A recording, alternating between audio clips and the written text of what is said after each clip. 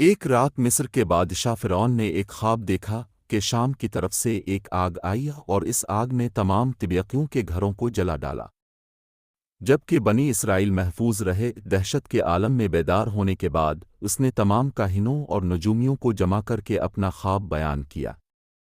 نجومیوں نے اسے بتایا کہ بنی اسرائیل میں ایک بچہ پیدا ہوگا جو فرعون کی بادشاہت کو ختم کرے گا۔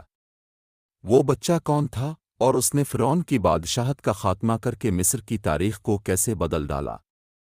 اس ویڈیو میں ہم فرعون کے خواب اور اس پر اثر اور بچے کے بارے میں جانیں گے۔ فرعون خدائی کا دعوے دار اور بڑا ظالم و جابر بادشاہ تیاس نے بنی اسرائیل کو اپنا غلام بنا رکھا تھا، حالانکہ وہ حضرت یوسف علیہ السلام کے زمانے سے وہاں رہ رہا۔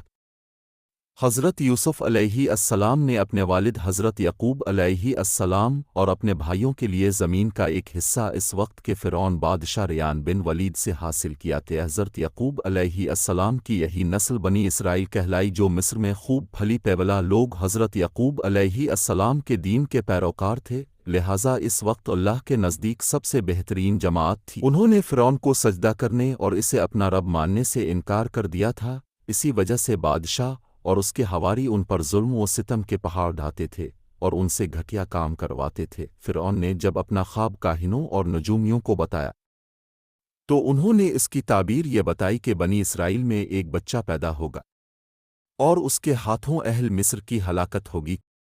بنی اسرائیل کے یہاں بھی شروع سے یہی بات مشہور تھی، لہذا اس خواب کے بعد وہ زیادہ فکر مند ہو گیا اور اس نے حکم جاری کر دیا کہ بنی اسرائیل میں پیدا ہونے والے تمام لڑکے قتل کر دے جائیں۔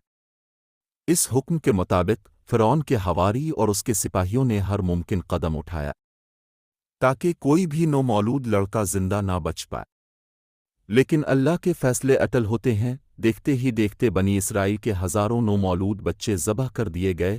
پھر ایک وقت وہ آیا کہ جب قنطہ سرداروں نے فرعون سے کہا کہ اگر بنی اسرائیل کے لڑکوں کا اسی طرح قتل عام ہوتا رہا تو ہمیں آئندہ خدمت گار ملنا مشکل ہو جائیں گے، اور پھر ہمارے کمتر گھٹیا اور غلیظ کام کون کرے گا؟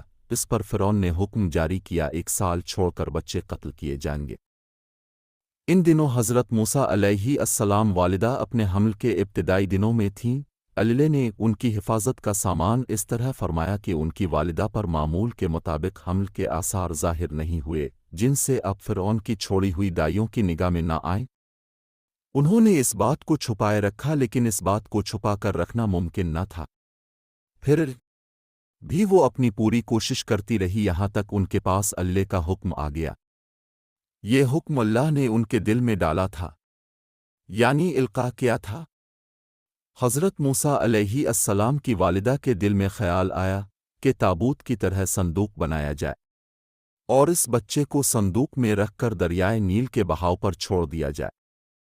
حضرت موسیٰ علیہ السلام کی ماں نے اللہ کے حکم مطابق بچے کو رکھا اور دریا میں چھوڑ دیا۔ ساتھ ہی موسیٰ علیہ السلام کی بہن سے کہا کہ تم اس کے پیچھے پیچھے چلتی جاؤ، لہٰذا وہ دریا نیل کے موجوں میں چلے اور ان کی بہن کنارے کنارے چلی، اپنے بھائی کی نگرانی کرتی جا رہی تھی کہ دریا میں ڈالنے کے بعد وہ کہا جاتے ہیں صندوق بہتا ہوا محل کے تالاب میں پہنچ گیا۔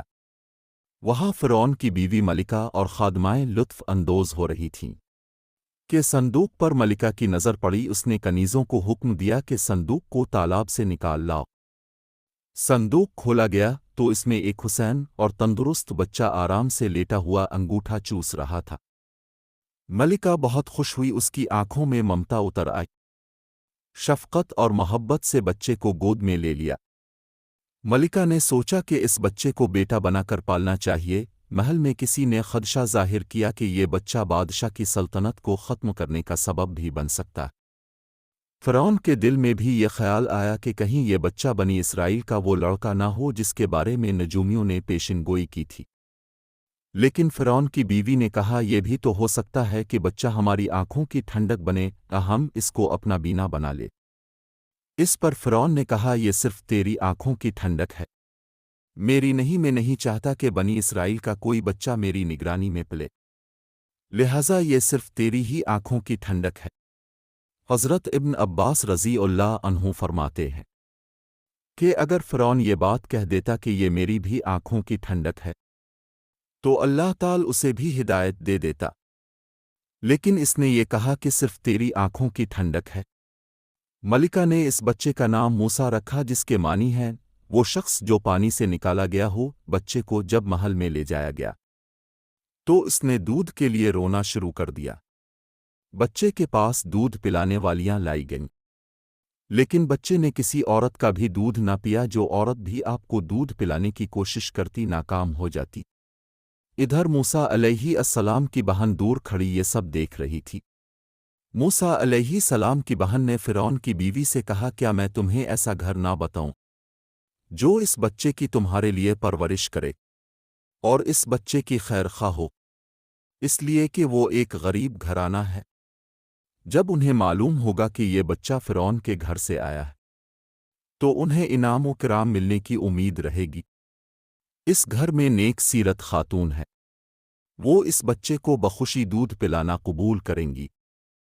فرعون کی بیوی نے کہا، چلو ٹھیک ہے، لہذا اب کی بہن انہیں گھر لے کر آئے۔ والدہ محترمہ نے بچے کو دودھ پلایا تو اپنے فوراً دودھ پینا شروع کر دیا۔